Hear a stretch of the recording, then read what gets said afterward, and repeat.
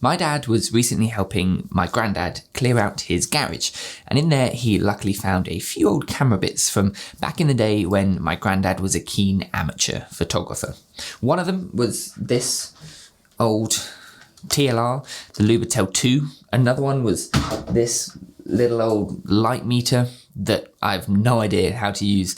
And there was also this beautiful medium format Bronica 645, which I need to check out if it's fully working. I don't believe the lens works properly. It sort of seems to only fire at 1/500th of a second right now, so it could be an issue with the lens. I don't know, but I would like to get it looked at properly and hopefully make a video on this in the future. But one of the things that they did find was this old Helios 44M lens.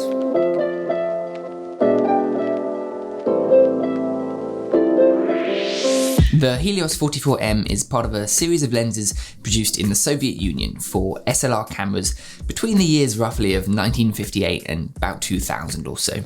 Largely, it's one of the most mass-produced set of lenses in the world, with multiple different versions of the same lens being created. It was typically found as a kit lens when sold with some old Russian SLR cameras. There is absolutely hundreds upon hundreds of videos out there using this lens, pairing it with all sorts of different cameras, so if you don't get enough of an idea of what it's like from this video, feel free to go check out loads of those and educate yourself a little bit more about this awesome lens.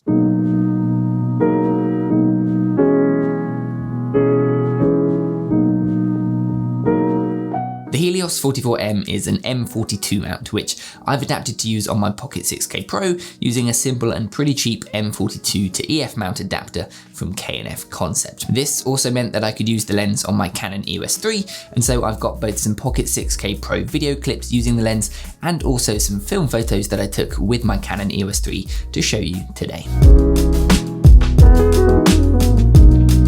Starting from a video standpoint, this lens certainly gives off a very, very unique look.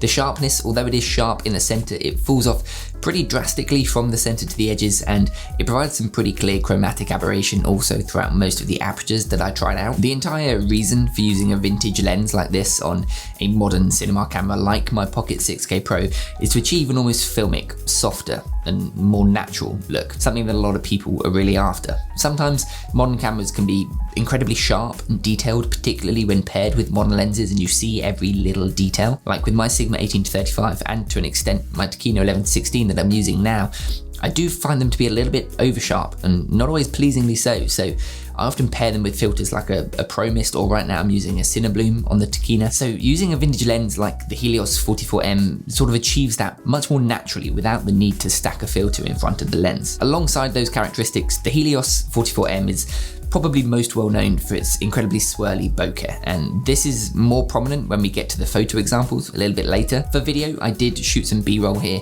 in my office for a couple more videos that are upcoming, or perhaps even the last one I think that you saw, and I did manage to achieve a little bit of this bokeh while shooting that stuff, but it's definitely more prominent in the photo examples that I'll show you later. It's definitely a unique look, and if you're specifically looking for that type of bokeh, that very swirly, sort of less even bokeh, the Helios 44 lenses are definitely something to look at picking up.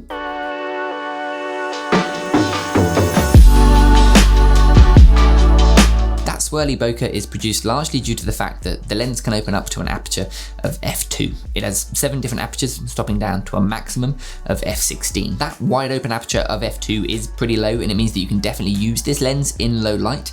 However, because it's a vintage lens, it does of course lack any sort of stabilization, and it's manual focus only, so that's a couple of downsides just for you to note. When paired with my Pocket 6K Pro, it definitely is a pretty tight lens. Its focal length is 58mm, which means on my 6K Pro, when using the full sensor, it's roughly a 90mm lens, or even tighter if I'm using a cropped sensor like 4K DCI. And it was unbelievably shaky when using it handheld. I wasn't using a particularly big rig on the camera, so when I shot with my buddy Joe in Winchester, it was all totally handheld, just the camera body and the lens, no handles or any sort of weight. And I did need to do some pretty severe stabilization in Resolve to get the footage anywhere near usable.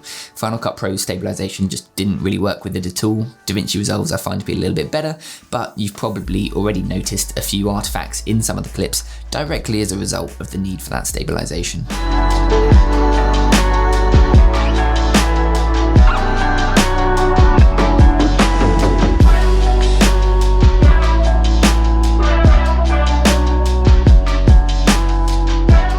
From a photo perspective, I mainly wanted to just test out the lens and see how it was to use at different apertures, with the aim of completing a full photo shoot with it in the near future to really put it through its paces. I completed a little incredibly unscientific test using my Canon EOS 3 in the Helios 44M, shooting my friend Carmela at apertures f8 to f2. It was too dark to shoot below f8 handheld and I didn't have a tripod, so I apologise for that, but we only will stop down to f8 in this video. But as you can see, the bokeh when shot wide open at f2 has a very unique swirly look to it. That comes purely as a characteristic of the lens and would be very difficult to achieve with anything other than these lenses.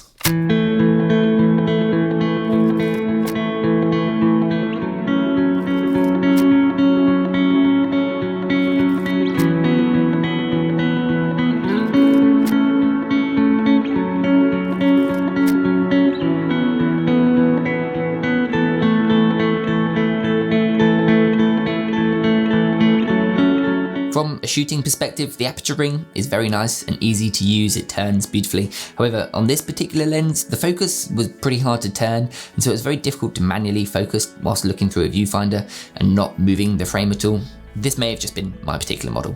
Other models probably have much smoother focus rings. This has been sat in my granddad's garage for a long time. Also, because the lens stops down as soon as you turn the aperture, if you stop down, the viewfinder does become quite dark to look through, and when paired with my EOS 3, which largely admittedly is designed to be an autofocus camera and works great as an autofocus camera, it was quite difficult to tell what was in focus, and this did mean that I missed focus, at least critical focus, on a few of the shots, but at f2 you sort of get an idea of the depth of field still.